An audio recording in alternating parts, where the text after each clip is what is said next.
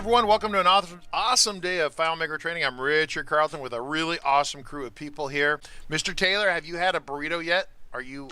Yes, I had a sandwich, not a burrito today, but yes, I am fed and watered, if you will. Fed and watered is very important. I told Margaret to dial you up, but only if you've been properly fed, because if you're not fed, he gets kind of grumpy, which we don't want that, right? So I want to welcome everyone to another awesome day of live streaming. I'm going to put the Discord chat on here. We are broadcasting in triple cast to Discord, Twitch, and YouTube. And so I'm over here. If you see me over on this side looking this way, I'm looking at all of you commenting and talking. Oh, there's Nathan there. Welcome, Nathan.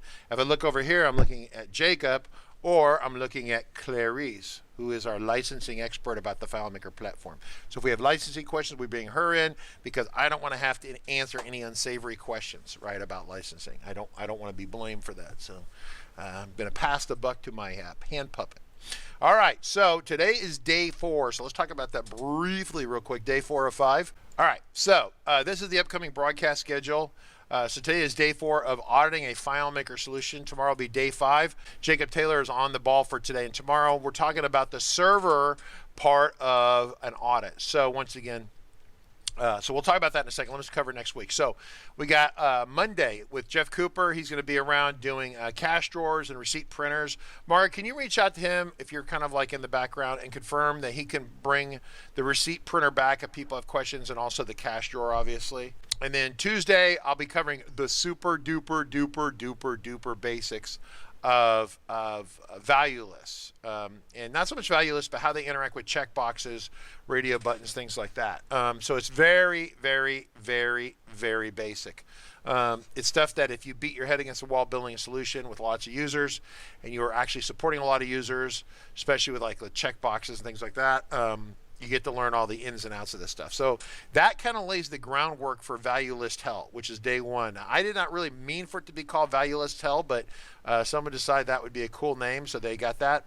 And then Wednesday of next week, keeping your greasy fingers off your mouse. So the idea is that you're going to manipulate FileMaker purely with your keyboard. It's kind of a Windows kind of thing or a Calvin thing, depends if you're sufficiently weird. I don't do enough hardcore coding to where the mouse doesn't bother me, but I used to remember kind of it bugging me when I'd be banging away on the keyboard coding and I wanted to move around scripts and things like that. So he's going to cover some, not so much from a development standpoint, but how you can adjust the layout so you can manipulate and jump through tabs and have users doing things like that. It's pretty, I guess, fairly impressive. I saw a little video of it, so it'll be some good stuff.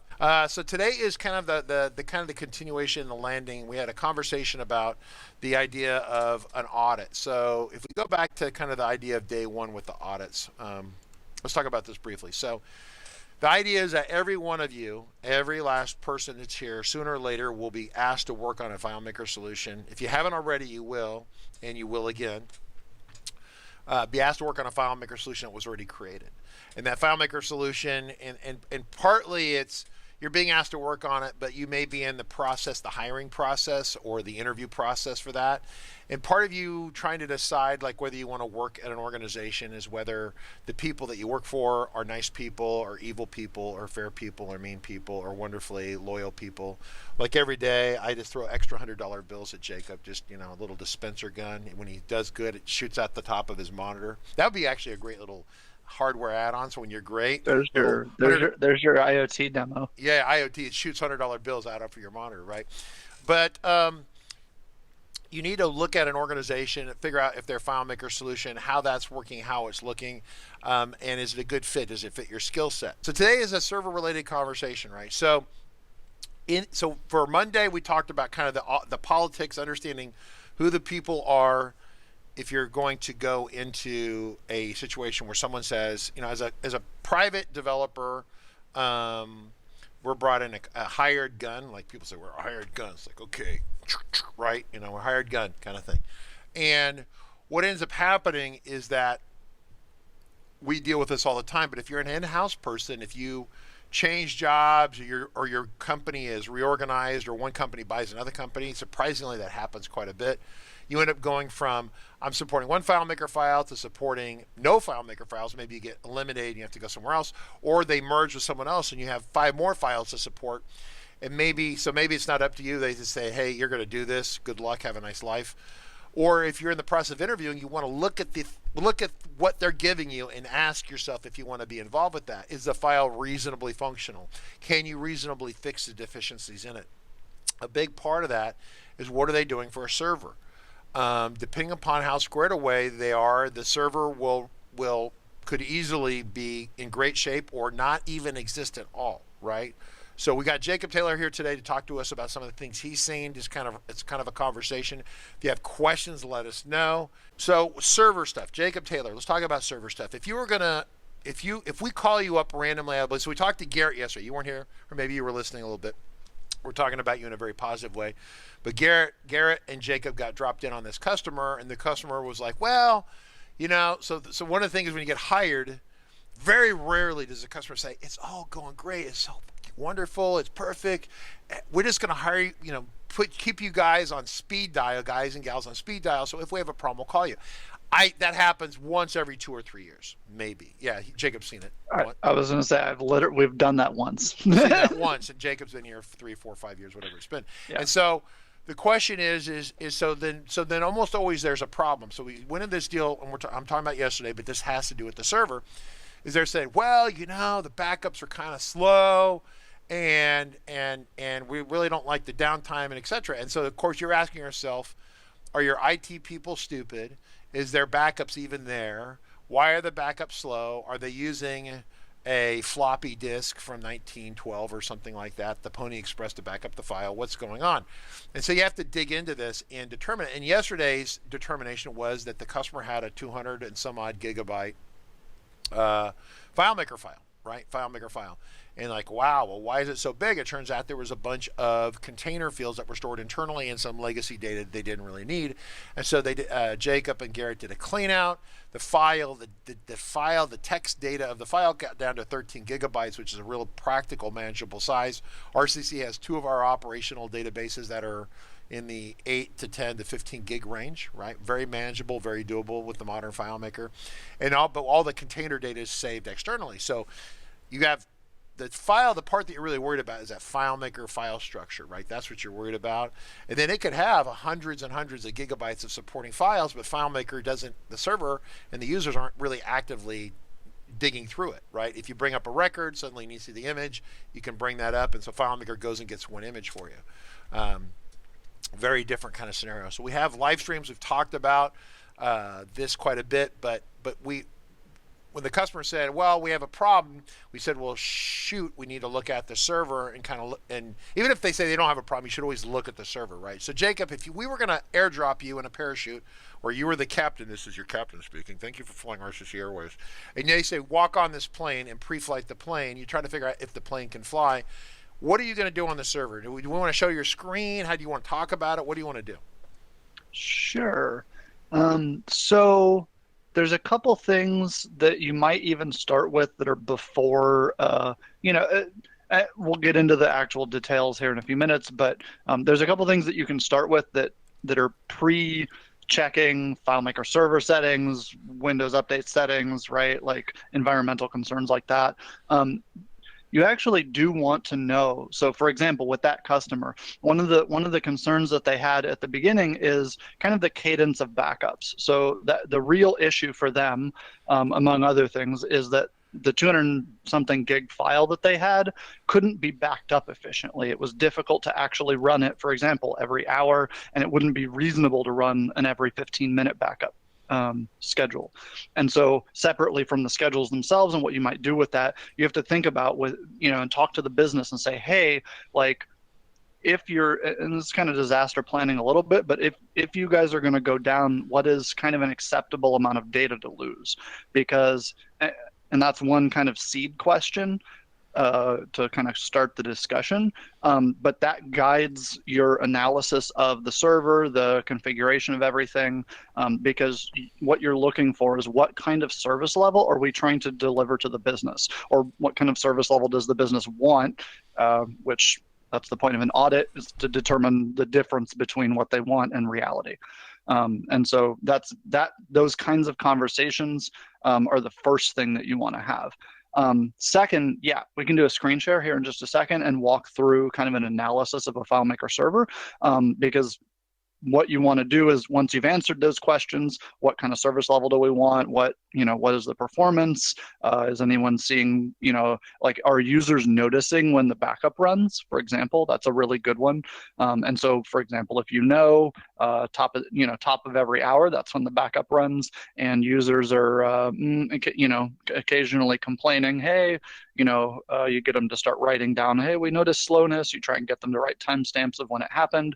You look at that and you go, oh, hey, it's top of the hour a lot of the time. So maybe maybe the backup is taking a little bit too long. And you can learn stuff like that without ever looking at the server. You can also learn that from looking at the server, because I'll show this in just a minute. But you can check the schedules and see how long they took to run, or the last time they completed, and that kind of stuff. And so it's not like a perfect analysis, but it gets you really, really, really quick wins with not a lot of effort. And so customers can put a little time and a little money into that and answer, all right, we need to run backups at this cadence because this amount of data loss on this time period is unacceptable to us. And so then you take that information, go in and do an analysis of the server and say, all right, what is it, in its current configuration, what's it actually delivering? How is that different from, and it's two sets of kind of, we'll say, optimal configurations. One of them is, what is the customer just told you want with that conversation? Or sorry, what is the customer just told you they want? And the second is, and this is where I come in, what is RCC's recommendation for this customer, which may also differ from what they want. And so you want to kind of look at both of those and see how they compare. Because sometimes, we recommend a lot of backups. Obviously, we want to make sure that customers have a really good experience. And if they need to roll back to a previous backup or something like that, it's available for them. That's always important. If you have too many backups and you're like, oh, whatever, it's much less of an issue than if you need to go back to a backup and don't have it. So people try to cheap out. They try to say, oh, let's not save the backups. But I think having backups, even as far as 6 months or a year or more, is not necessarily a bad thing. So it doesn't mean you have to keep every 15 minutes for a year, but you should have, weeklies, easily have weeklies that you keep at least 52 of those. One of the things that Labo 404 points out is the hardest part is figuring out the cache setting. And I want to kind of almost disagree with that a little bit. And because, well, we'll talk about the cache setting. We'll get to that, but I don't want to. We'll talk about it because that's kind of a two-part question, right? What is the typical scenario? What do we see for the most of the time? What is a typical fix? And then if you're whim to court and you're bored and you have nothing to do, or Stephen Blackwell, the two people who would sit and actually do this, what are they going to do to try to scrape the last 2% of performance out of it, right? Yeah, and they were I believe they were the two that disagreed, because we have a rule of thumb for what that RAM cache should be generally. And I think it was those two that disagreed with that. And I'll say, like, to their credit, it is technically correct. You can get a slightly more optimal server setup out of sitting there and hand testing and doing kind of performance modeling while the system is running and stuff like that, and tweaking the numbers and seeing how it comes back, and doing some more testing, tweaking do this over and over again until you get like the perfect number. And to their credit, that's absolutely true. You can get a little improvement, but to make up a number, we're probably in the 5 to 10% range. Yeah. And again, that it's not relevant, because for 5 to 10%, it just won't matter. If it really, really, really did matter, you'd just buy a bigger server. Correct. Yeah. So that's we'll get to that. We'll talk about that, because there's the easy answers, and then there's the I'm bored and I have nothing to do and I'm a salary employee. See, it gets back to this kind of iterative testing process. People don't want to pay $150 or $200 or $250, or I don't even know what Reliant charges, probably $300 an hour, for someone to sit and try to eke the last 3% of performance out of the FileMaker server, right? At $300 an hour, really, and you're going to spend 2 or 3 days doing this, right? Yeah. Anyway, go ahead. Unless that 3% is going to give you an additional $1 million a day, at which point, yep, makes sense. Do it. Oh yeah, absolutely. Yeah. All right, cool. Hire me for it. We'll do it. It's fine. But for most of the rest of our customers, and frankly for most people who are using FileMaker, the performance difference just doesn't matter that much. If you bought double the horsepower on Amazon, it'd be another $100 a month, and you'd be like, all right, cool, we're good. You don't even have to think about it again. So, all right. So, basics of an audit. I should actually close the browser because we don't even need to go there yet. So, couple things. You're always going to start by doing kind of basic system checks with any FileMaker server that you jump into. We're going to use a Windows one for an example here. For those of you who run Macs and stuff like that, it's the same set of checks, just different apps. You use disk utility instead of Explorer or something for checking the disk space. But for example, you want to log in. Are the disks full?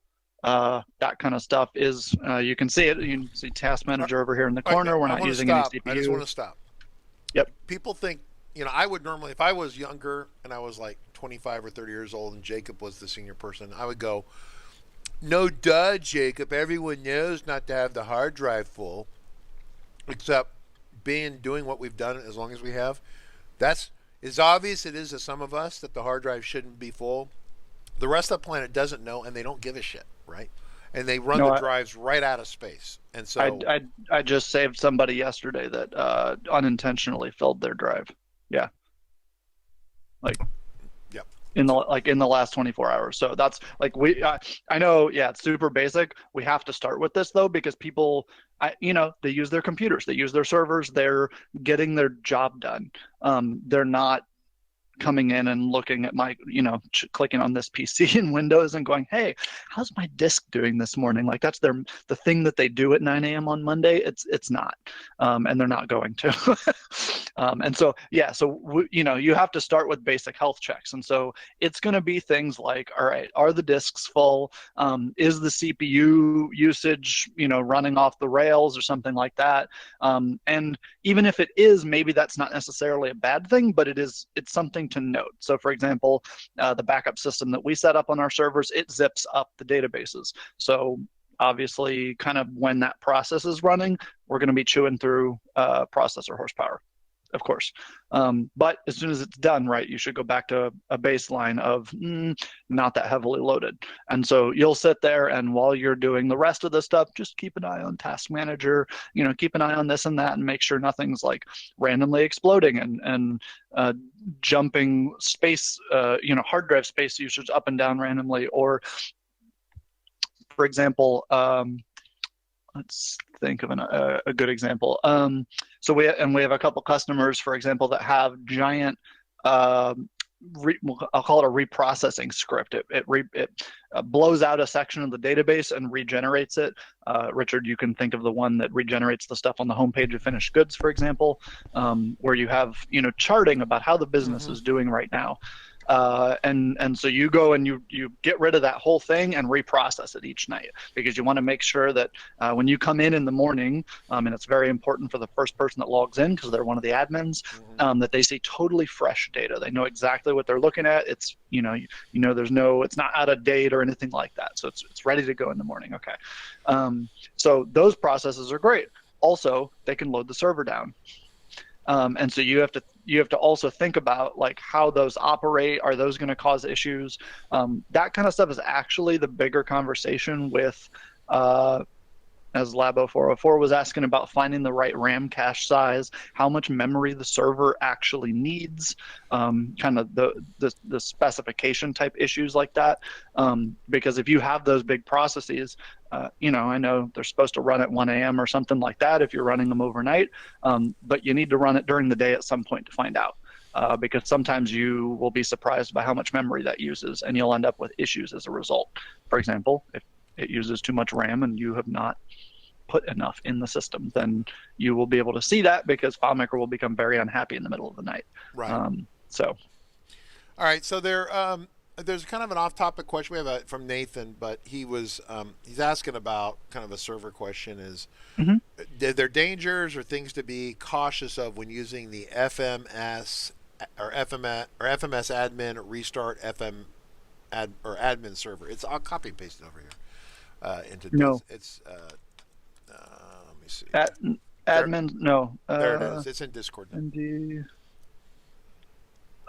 no. Yeah, answering the question directly, no. I'll restate the question and answer it. Are there any dangers or things to be cautious of when using the command line FMS admin restart admin server? That command restarts the admin console solely. That is the only thing it restarts. It is a perfectly safe operation. The worst case scenario when you run that is that you don't have an admin console afterwards. But that means that you still have a command line interface with the server if that were a problem. I can tell you on very old versions of FileMaker, basically pre-17, when they used to have the admin console was backed by a Java application, which is not the case anymore. But back when it was, for example, I ran into a funky issue where I believe an enterprising IT person somewhere in the organization had looked at the FileMaker server and seen an ancient version of Java installed and went, oh, get rid of that. That's a security problem. Well, that version of Java ran the admin console. And because the admin console was launched when they did that, it kept running for the next year that server was up. And so when I came in to do, I don't know, it was like an SSL update or something simple like that, right? Yeah, super simple. You go, I plugged the new certificate in and went to go reboot the FileMaker, server and whatever. Shut the databases down, did all the normal stuff, and then the server wouldn't come back up again at all, and I had no control over it. I'm like, what the heck is going on here? And you go and look, and there's no Java on the system. Well, Java is required for the admin console, so that's a problem. And so you can run into issues like that. Again, that is a FileMaker Server 16 and previous type problem. Newer ones, the admin console runs on a Node.js kind of application, and frankly, there's no real risk. If it goes down, it will usually come back up again. The only case I've seen kind of issues with that are like if you somehow managed to get FileMaker Server installed on an incompatible operating system. There were some funky old configurations I saw, especially with 17, where it would have issues just generally. But you'd know that because you'd go into the event log, for example, and you would see FileMaker Server restarting the admin console over and over again because it's crashing or something like that. And that's a fresh install the server or something type solution. Hey, Margaret, real quick, can you go and find the live streams we did over the last 6 months where we did installs we talked about the FileMaker server for Mac install, the FileMaker server for Windows install. I think it was after the 19. Had to do with the extra commands that you run, because Nathan just posted kind of a small book in here. And I'm pretty sure that that those are issues. Jacob, I'm going to post it here. You can read it real quick. But I'm pretty sure these are issues that are resolved by running the extra scheduled commands that FileMaker made available in the product to clear caches and do some other cleanups and stuff that it doesn't do automatically on its own. So we're kind of outside kind of the channel. Yeah. Okay. So it is part of the conversation though. So I don't know if he's posting other commands or stuff. The basic commentary is about running yourself out of disk space by having. I'm not going to say too much backups because the numbers that he's given are actually the appropriate number of backups. Basically ending up with you didn't do capacity planning, and so you're surprised when your database eventually becomes 2 gigabytes, and then you have 24 hourlies, 14 dailies, and 13 weeklies, and at some point that will get you up over 100 gigs of backups, and so. That is actually doing it correctly, and I would recommend that. You have enough backups in that scenario. But what that means is you're not looking at your application and thinking about, all right, we are entering data, we are ingesting data from APIs, from third-party services, from ODBC, whatever, it doesn't matter. Any of that stuff, you're bringing it into your FMP12 and saving it there. It's not like remotely referenced. And so that will increase the space usage of your FileMaker database. And so that will then multiply. So if you bring an extra megabyte of text in, which actually is quite a lot, to be frank, it's different when it's documents or something like that, but a megabyte of actual text in a field or something like that, you bring that in, and then you have to think about, okay, but I have, we'll say 50 copies of my database out on disk for backups. So you didn't bring a megabyte in, you just increase your disk usage by 50 megabytes on all the backups. And so you have to think about that out a certain amount, out a certain time period. RCC, or me at least anyway, I have conversations with clients about that, especially. It usually doesn't come up when people have plain databases, if they're not doing document management or something where it's really obvious they're going to be dumping photos and documents and stuff into their file. It's a shorter conversation, but with those particular customers, if I even get the sense that they're going to try and do that, we have a conversation about how many documents, how many photos, over how long, what a ballpark size of them is, and then I try and make sure that their server has enough disk space so that if they meet what they just told me, and I'll just say those projections are almost always wrong, but the act of doing that projection is important still. But I try and make sure they have 6 months of runway, so that they don't have to call me in next month and go, hey, as it turns out, we just blew the server up because we ran out of disk space, right? Jan from accounting went and put every single Excel document into the database, all of them, and so now we have 25 gigabytes of data that we weren't expecting. Okay, sometimes you have that problem, but it can often be avoided. So.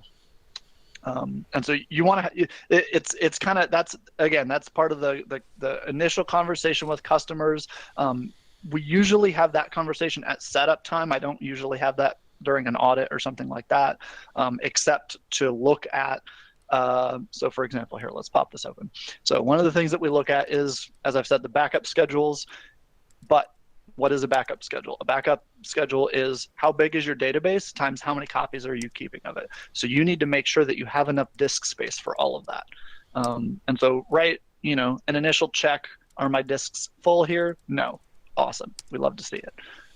But if you're, there's a couple different scenarios where you get called in by customers to audit their server. One of them is, yes, they're having problems. One of them, hopefully when they're awesome, and I've only, again, also had this happen a couple of times, they think, hey, we're about to do a new big feature expansion on this database. Maybe they're contracting RCC to build this module for them. Okay. And so we have to look at that and think, all right, cool. You do an audit of their server, you determine, oh, cool, awesome, they're doing great, they have hourly backups, they're keeping a reasonable number of everything else per their business requirements, but they're going to add this new chunk of data. Do they have enough space for that? Like, really, do they? Let's do some envelope math and try and figure out how many gigs of backup space do we need? Do we need if I'm going to add a 10 gig feature to the live database here, that would begin to make me nervous because we only have a 20 gig drive there. You might want to bump the size of that. In addition to the fact that we're definitely not going to have enough space on the backups drive if you do that, because it, in this case, also is 20 gigs. So Right. And there's also these cache files that get created for every file you host. And for every client that logs into the file, there'll be separate sets of cache files.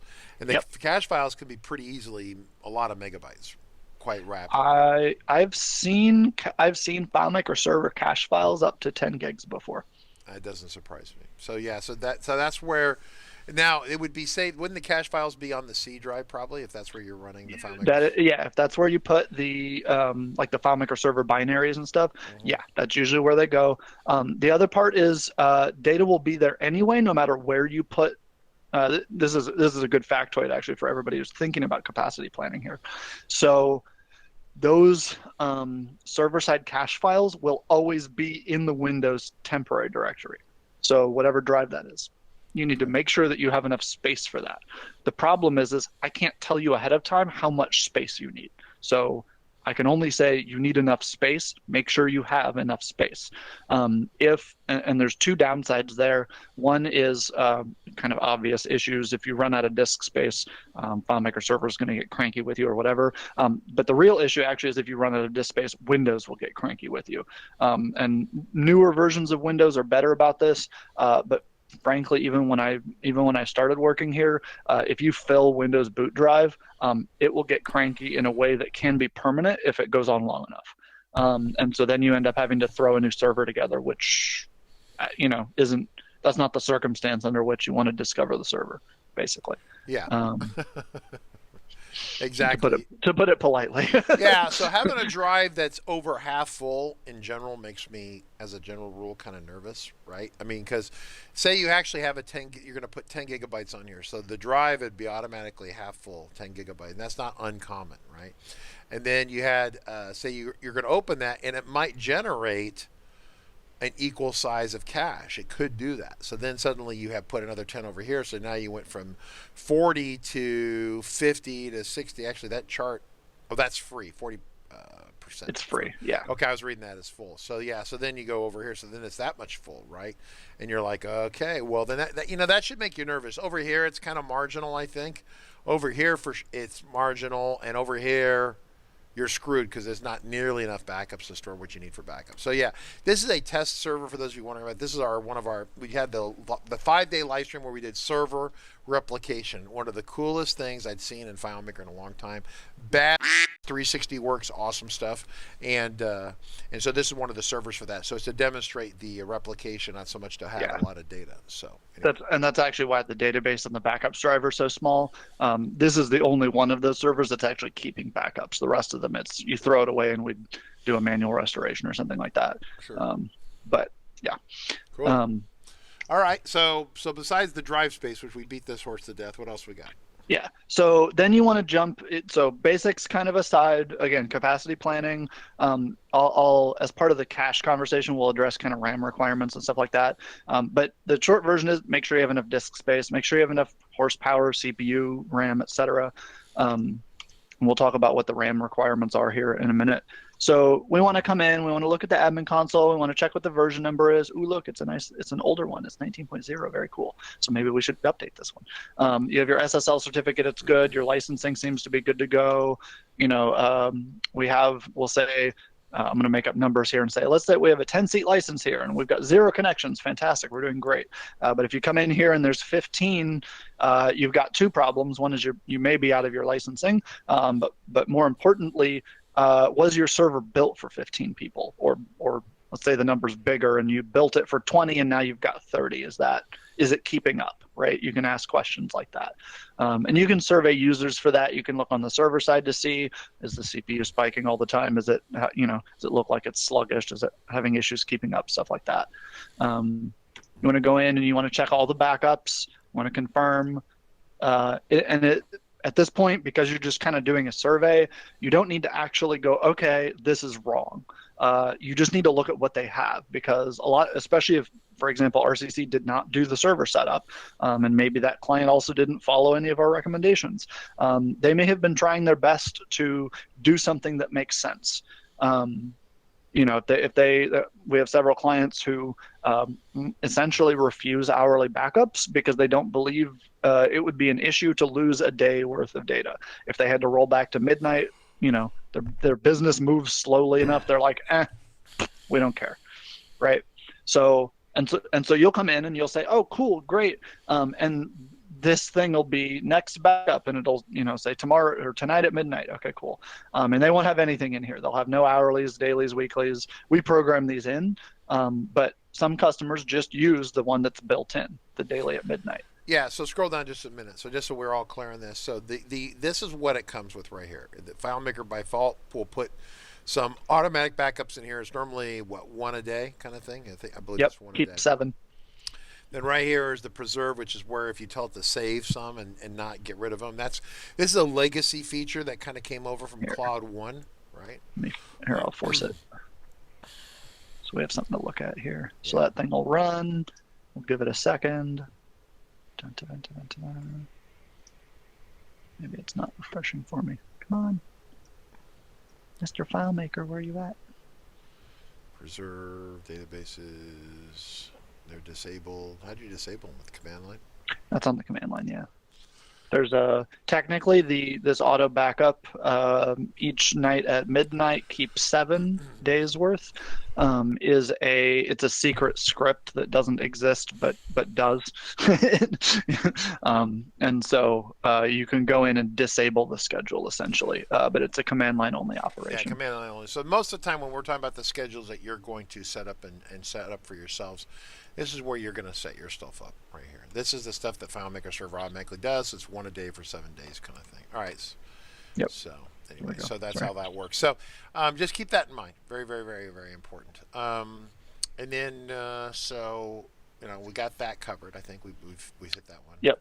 So you're looking at this and not trying to determine what the client needs yet. I mean, you may have that conversation with them and try and figure out. It'll depend on what order you have what you're looking at the server, you're talking to the client, like what order that kind of happens in, or if you get brought in the middle of an emergency, maybe you don't even look at all of this except to find out we're trying to restore them from backups because they're reporting a crash. Like, what do we have? What are we working with here? So that's one thing. And so you'll have these on-machine backups. A lot of customers, especially if they have any kind of on-site infrastructure, on-site servers, they'll run their FileMaker server inside of a virtual machine, for example, and they'll have some kind of off-site backup system where they're taking snapshots of the hard drive and sending them somewhere, wherever that is. Or maybe it's a big storage array on-site. Okay, wonderful. But like we always have to tell everybody, the open databases in the database folder are not usable in that. However, if they have an hourly backup schedule and that thing's pulling, copies of stuff every day, that may be reasonable actually to do a restoration from that. You'll be, pilfering particular files out from the backups on that machine image or something like that. But if what you have been brought in for is a catastrophic failure of some sort, that may be a significant improvement upon, I guess it's Friday, everybody go home, we don't have a business anymore. So, which actually we've seen that happen. Yeah. So real quick, so as a reminder, we haven't stated the obvious here, but the rule of thumb that the driving us here is that we don't use crashed files. So whenever there's a crash, we always restore from a backup. That's the guiding principle. It's a non-negotiable option. We had a lot of people kind of sliding here kind of late. Welcome. Yeah, it's not a negotiation on that part from me, right? I mean, we have customers who want to do that, and basically I tell them, hey, we can't help you anymore. You need to go hire some other company. So when your self-destructs and you die a horrible death, you don't blame me for it because you're like, well, we didn't tell us we'd lose the whole business if we kept crashing our file and using it and corrupting it over and over and over again. Over and over again. We've actually had to tell customers that we're firing them. Go hire Kyle or somebody. Hire someone else that's not RCC, right? I'm messing with Kyle again. Once again, I pick on Kyle, but hire someone who is willing to take the heat. So when you one day don't have a business, so that's the guiding principle here. So we haven't said that today, but I guess we always should say that. So the question is, how many backups do you need? Well, how much data are you willing to lose? It's really that simple. So if you're willing to lose, and that's a big conversation with both. Hard drives and IT people and this kind of stuff. It also can be a conversation with your users. So depending on how the database is used, a lot of times it's reasonable to just re-enter the data. Like it's cheaper just to pay your people to put their data back in. If how the business works is, you could go recover that data. Like, for example, I'm thinking of people who put emails or other notes about customer communications and stuff into the database. Great. You know what? Those emails are out in the inbox and the outbox. If you lost 15 minutes, if somebody had to copy and paste a couple of emails again, it's not really any big issue.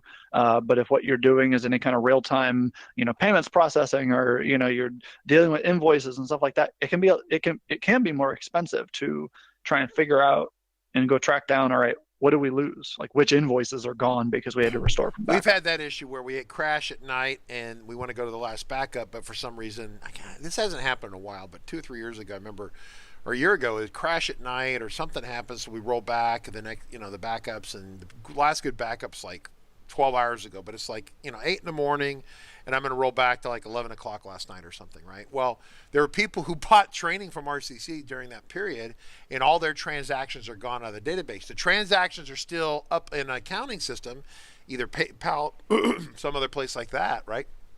But they're not in FileMaker. And of course, then FileMaker, then the people say, hey, where's my training? We're like, what training, right? And so in a restoration like that, you have to log on to the accounting system, find all the orders, and hand key them back in. Normally for us, we sell 2, 3, 4, 5 things, whatever, a day or more, whatever it depends. So it's not an impossible number, but there are organizations where they don't want to retype 15 minutes worth of data because they have, it's like that old line on TV, operators are standing by, right? And if you have 100, what we used to call CSR individuals, customer service representatives that are going, right, full blast, you don't want to have to sit there and go, oh my God, we have 100 CSRs and all their conversations have been erased for an hour or something. That might be really bad. So anyway, Yep. all right, Jacob. So yeah, there's an old line on the commercials that predates you, Jacob. It was like, operators are standing by. Call us right now, 1-800 blah blah blah blah blah. I remember those ads. For your Ginsu knife. It cuts through steel. It cuts through junior developers. It cuts through tomatoes smoothly, and you can use it to mold plutonium for your nuclear weapons. 1995, but wait, there's more. We'll offer this amazing Ginsu knife that cuts Clarice, the licensing puppet, right? Crazy commercials, right? So, but it's so now I grew up in that, so now all I can see is operators are standing by, and I'm thinking, well, do we want to lose the data that they just put in? So anyway, sorry, my bad. I'm too old. I'm too old for this job. So, right. So on to some server settings. So the first thing that I look for is if someone has listened to RCC and whether some of these options are turned off. My actual practice and recommendation has changed over the years, but in general, you want something where either the server's not starting up after a crash, the databases are not being opened after a crash, something like that. If they are still in full auto, the first conversation I have to have with that client is something about that needs to be disabled, because they're potentially screwing themselves and very probably are. And have done so in the past at some point and don't know it. They don't. I was saying. I was trying. I was muted. I'm yelling, and they don't even know it. Right. So yeah. That's one of those features that I love it because it's like, oh yeah, we'll keep the server up and running. Okay, but if the file was crashed, like all it does when it comes back up is a consistency check, and that only checks the structure for any super amazingly, blisteringly obvious corruption. And if it doesn't find any, it's going to thumbs up the file and put you back on your way. You may have just corrupted parts of your table. Yep. Your data may still be your data may now be trash. Part of it, right? That's reasonable, frankly, for how the database works. And so you don't want to end up in that position. So that's one of the things that I check that's really big. Any of the ones at the bottom turned off is basically fine, but you want to get them where they need to go, which is an awesome and correct configuration. But if they've turned any of them off, they probably listen to RCC at some point. So that's always great to see. Yeah, I know Klaus Levent and a bunch of the people out there who do server stuff say that, but yeah, it's one of those things that that was a function of Claris marketing and sales insisting that it should just always be happy no matter what happens. And it's like, wow, okay. Mm-hmm. So anyway, yeah. Yep. That was not engineering, but they forced their will upon engineering, and engineering just rolled over and gave up. So, Yep. So true story. One of the other things that I look for is whether or not they ever set up notifications. That's not, it's not going to. It's not like a big thing or something like that, but if you've got notifications, then you might have heard about your server having a challenge at some point, because fortunately or unfortunately, FileMaker Server will email you all the time whenever it has any little problem. And so that, it's useful or not in crashes and stuff like that. But the main thing that I like about having notifications turned on is you hear before an actual crash often. Because FileMaker Server doesn't usually just die, and actually when it does, it emails you, which is also awesome. But but yeah, modern, version 19 stuff like that, we've not had amazing crashing problems for the most part. There's a couple customers that are having some issues right now, but For most of our customers, they've not had problems. And so when I get an email, except for like 2, they're usually high fidelity, and so, or high signal, and so you can make sure that you're getting out ahead of any challenges that your FileMaker server may be having associated with disk space or anything else. One of the big things actually to know, and it isn't even super relevant, but it's just a good thing to know. So current versions of FileMaker Server, which I think are, I forget if the change was in 17 or 18, but definitely 19. The server will shut your file in an emergency fashion if it runs out of disk space, or it will try to. Sometimes it's not always successful, depending on what's going wrong. Yeah, there's been some debates. Oops, sorry. Thing. Yeah, I was trying to unmute myself and I whacked the microphone.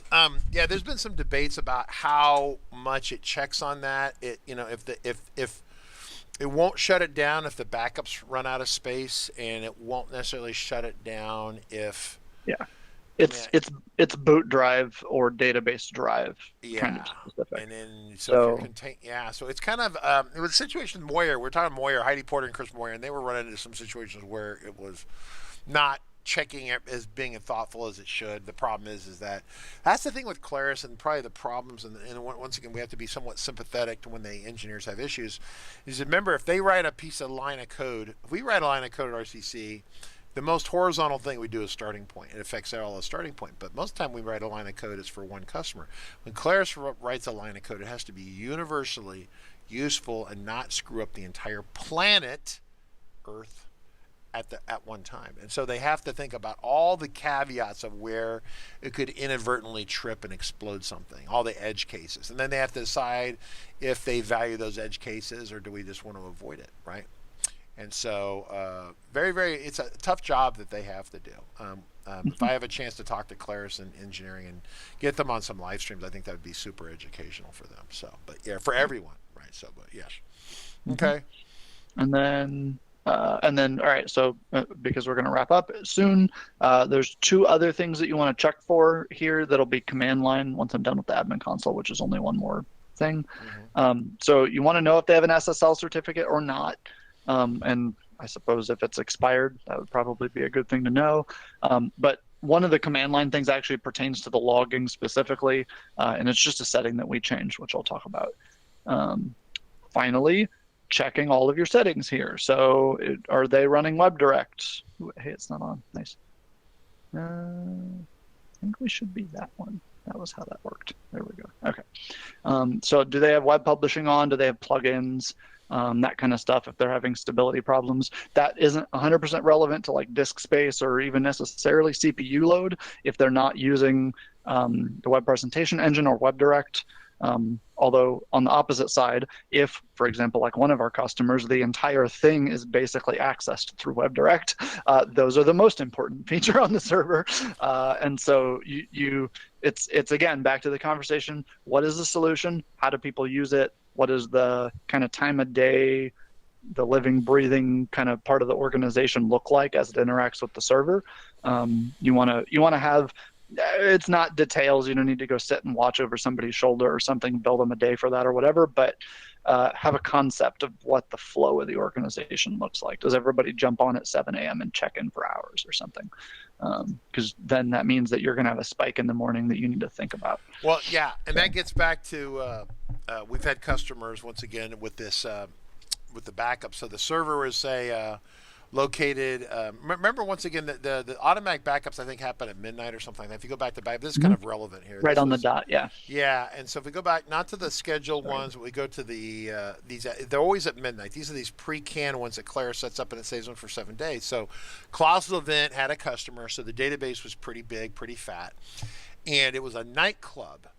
And or remember, this is midnight where the server is at. It's not midnight where the users are at. It's where the server is at, which might be on a different continent, right? For all we know. And so they had to shut this off and use a command line to shut it off because it would run, it was a nightclub or whatever it was, and it would run this really big fat backup right in the middle of when everyone was streaming in the nightclub and they were trying to use it to check access and guests and people performing and whatnot. And so the command line, understanding that, and then also understanding that this server sees everything from its jurisdiction from wherever it's at. So if it's in California, it's midnight. That's going to be a different time in the UK, right? And so just You gotta keep that in you mind. gotta make sure that those things line up or don't, as the case may be. Yeah. Yep. Yeah. Okay. So, and then as far as this, so reviewing your connectors and stuff, that's just knowing what's on the server, which is to say knowing the client's requirements. Do they need Java installed? Do they, Yep. et cetera, et cetera, et cetera. So the final couple things here actually are command line stuff. So let's fire PowerShell up. I have to grab the password. Didn't we have Margaret? Didn't we have command line stuff? We had command lines on. We had PowerShell and Find the 2 links for those. Let's post those. Post them to all 3 if you can. That'd be great. Because this is good stuff. So here is, and so what I did here is I ran fms admin get server prefs. That's not all of the preferences, but it's one of them. And so this shows a lot of the command line settings, some of which are on the admin console. You will recognize some of these settings. Some of them are not. Some of them are only available either here on the command line or through the admin API. And so the super relevant one that we definitely want to talk about here is the cache size. So this server particularly is kind of the smallest one that you can get away with. It's a medium, which means it only has 4 gigs of RAM total. So I can't really raise it too much past 1,000 is about a gigabyte of up to a gigabyte of RAM cache. So I can't really raise it too much past that, just because there isn't available memory on the system, basically. Yeah. But if you're talking about greater numbers of users, then those numbers go up. And so our rule of thumb is a little less than half of the system's available memory. So for example, if you want a server that is like the one that pays me, which is our primary server, that thing has 20 to 25 people, plus all the robot processes, but we'll just talk about regular old FileMaker for the moment. It's got 20 to 25 people logged in 24/7, either doing stuff, maybe not when it's 3 a.m., but for the rest that, during business hours, they're doing stuff, fulfilling orders and what have you. So that server is a quad core and has 16 gigs of RAM. Our old one, actually, when we were hosting on site, had 32, and just so everyone's clear, Richard was nervous about going down to 16 when we did that. It didn't turn out to be an issue, but it very well could have been. And if we used our solutions differently, for example, if the processes that we currently have on a robot were server-side scheduled processes, we would probably want 32 gigs of RAM on the server, actually, because you would need all of that additional space for all the processes that are going to be running every 5 minutes, 30-hour, daily, weekly, monthly, etc. And you want to make sure that you've got enough breathing room for all of that, plus the normal stuff, which will be FileMaker Pro. If you have Go users, WebDirect users, WebDirect is very heavy on memory. Please account for that, and that sort of stuff. Yeah, absolutely. And so what people typically do with their FileMaker server, the IT people, and I know you want to get to that, but this is what you should expect to see, because we see it all the time. They install the server, they put the files on it, and then they walk off and say, yeah, we kicked it to FileMaker, right? And these are people who really don't care about FileMaker. They're just trying to placate someone. They love Microsoft. They wish they were using SQL. They probably wish they had a different job. They don't want to be installing toner cartridges for people and stuff like that. And so there's typically the disgruntled IT people who have a different agenda than probably you do. And so because they don't read the manual, they don't talk to anyone, and the companies generally kind of, not being thoughtful about it, they don't get a consultant. They don't talk to Larry or Foxjet or Didi or Michael or Dennis or Daryl or Nathan, who's on Twitch, or any of you folks. They don't talk to any of you. And so they just use the default setting, which is 512 megabytes. And if you have gigabytes of files, that is a really small number. This is where a very slow server with lots of RAM, processor-wise very slow server with lots of RAM can outrun a processor with like 64 cores, but it's got 512 set on the default, which is, that was a situation we talked about yesterday where, with it. I had another customer like that. They had a screaming server with 64, 128 RAM something. They paid a mint for it because the whole runs the whole business. They've got 5 offices, et cetera, et cetera. But because the RAM cache right there was not on the admin console anymore, they didn't know how to set it, and hadn't Googled or tried to look it up online or something like that. They just kind of left it and said, it'll be fine. And yeah, right, it ran. That's true.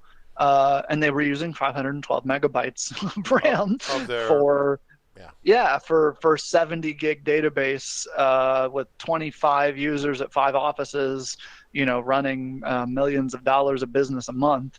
And we put them up on Amazon with, what is essentially a puny little server. It went to a large, which is a dual core, much less powerful, 8 gigs of RAM.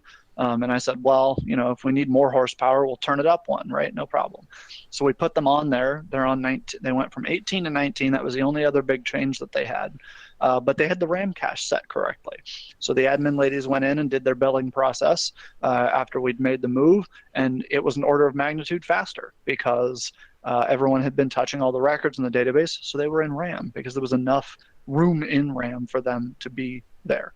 And so that process, when it went server side, it was fast. It was fast. Yeah. They were surprised, like very surprised. It's faster. And go significant downgrade on server hardware in this, but a correctly tuned system resulted in a massive speed improvement for them. They're still running on that system. I actually haven't heard from them since I did that install, which basically means we did a good job. So yeah, we don't hear from people. It means they died in a horrible plane crash, or they're alive and their stuff's running well. So yeah, so do you want to talk about log size a little bit? You make a change there. Yeah, yep. That is one of the other main things that we always recommend. Not nearly as critical from a performance or anything else perspective as the cache size and stuff. The main reason though to increase log size actually is because, for example, when we take, we'll, again, back to the conversation about an audit, I'm airdropping into this situation. I don't know what's up. It is super helpful to have more logs rather than less, to be able to go back to, we had this weird problem 3 months ago.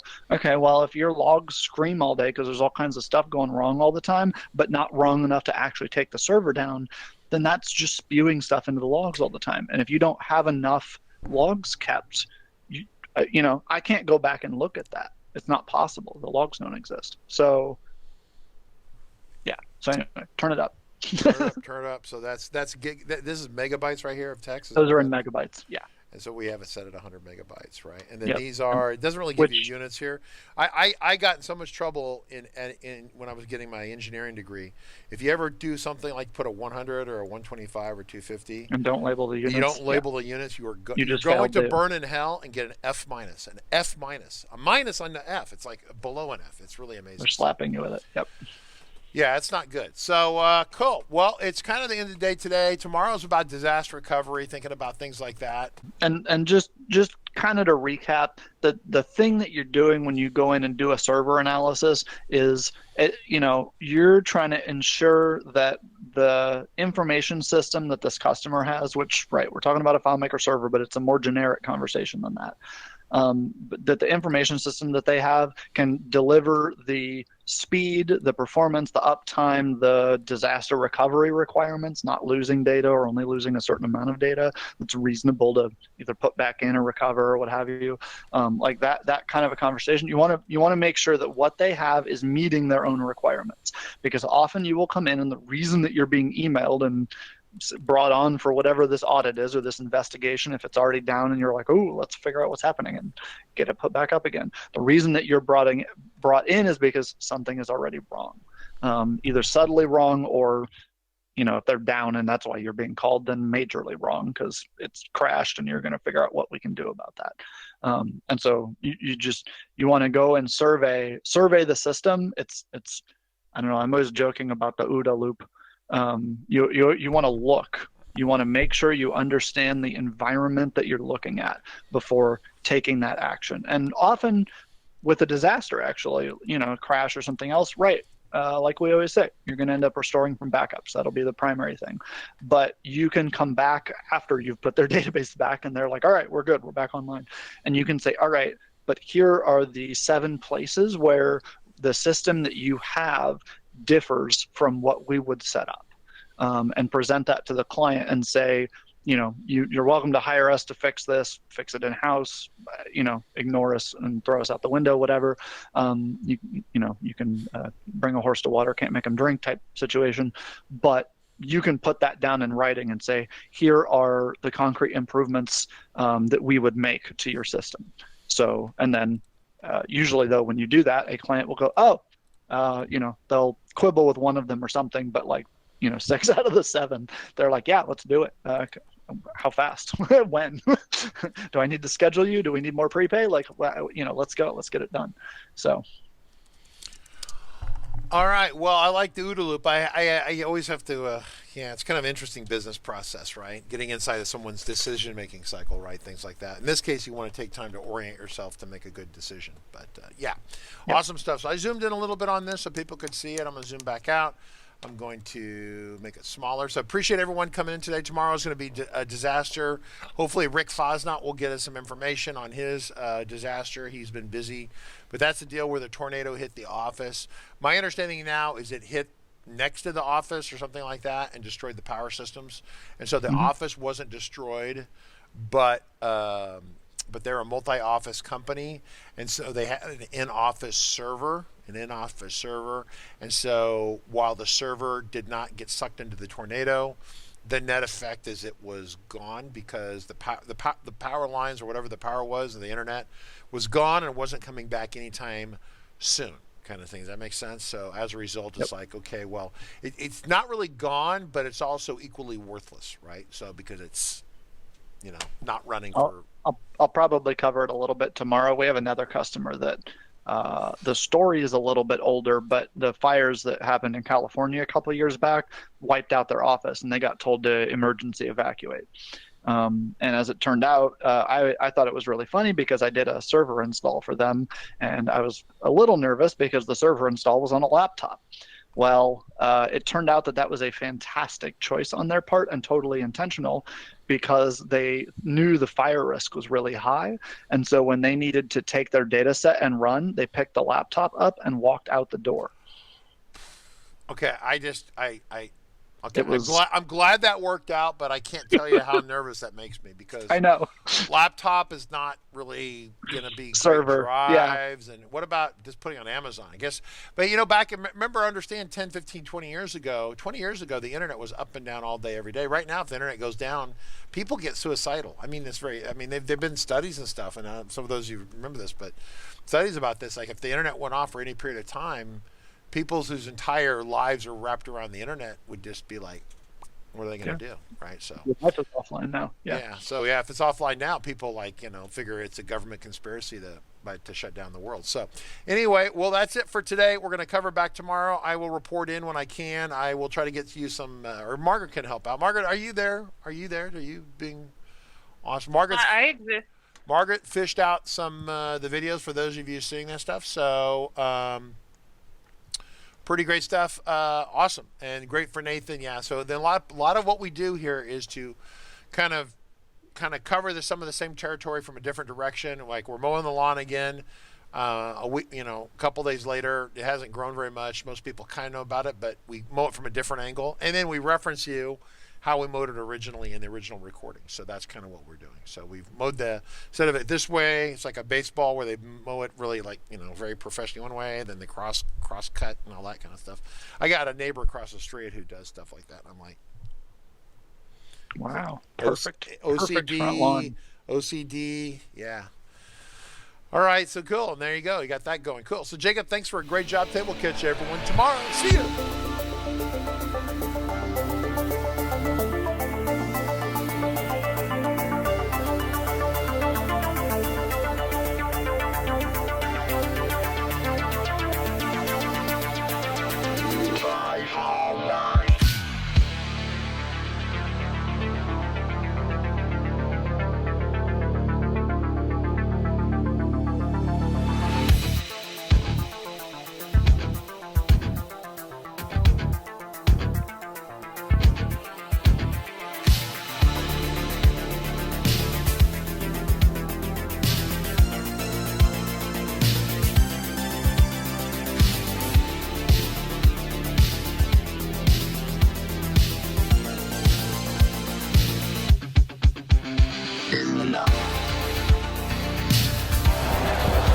guys just stepped up the whole way. Calm, cool, collected, the quarterback.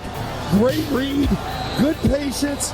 More importantly, great job up front protecting this quarterback to give you a chance. And that's all you can ask for. Try to rally down 10. 9:25 to go here in the fourth. Short motion by Amendola from the left. Brady takes the shotgun snap, stands in, throws it left for Amendola, reaches up and snacks a high throw and lands inside the 10, rolling to the 9. Ball slightly behind him, but Danny makes the grab.